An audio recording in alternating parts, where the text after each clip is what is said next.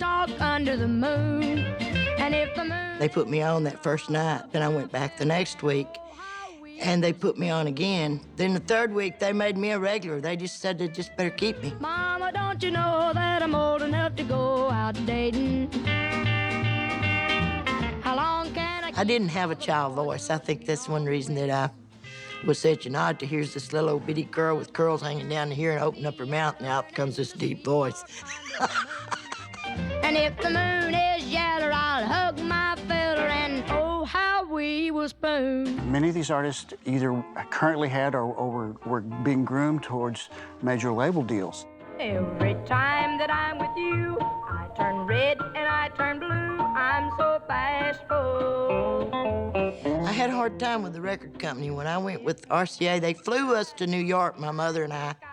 They wanted me to come in like at 7 a.m. in the morning. And I told them, no, I ain't gonna get up till 10. I'm not coming to sing it. I said, I couldn't sing at 7 a.m. in the morning. I don't get my voice good till noon. And I still don't to this day. If I hadn't said anything and I answered the phone and people will say, well, are you sick? Well, no.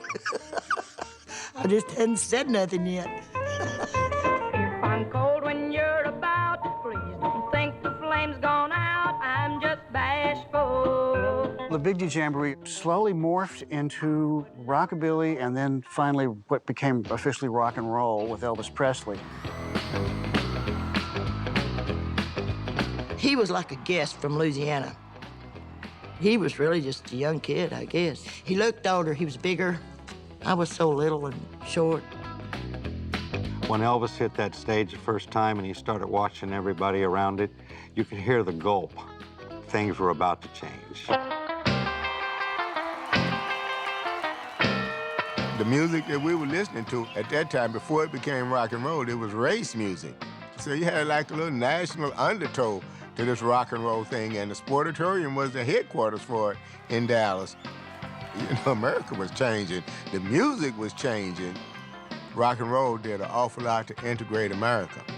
When they would go into places, they would have ropes put up, and kids would dance past the ropes. The Sportatorium was the perfect venue for that. You know, you could dance and you could do the bop and you could do the stroll, whereas in other places it wasn't set up for that. You know, the other places were still segregated. But the Sportatorium, you could dance past the ropes.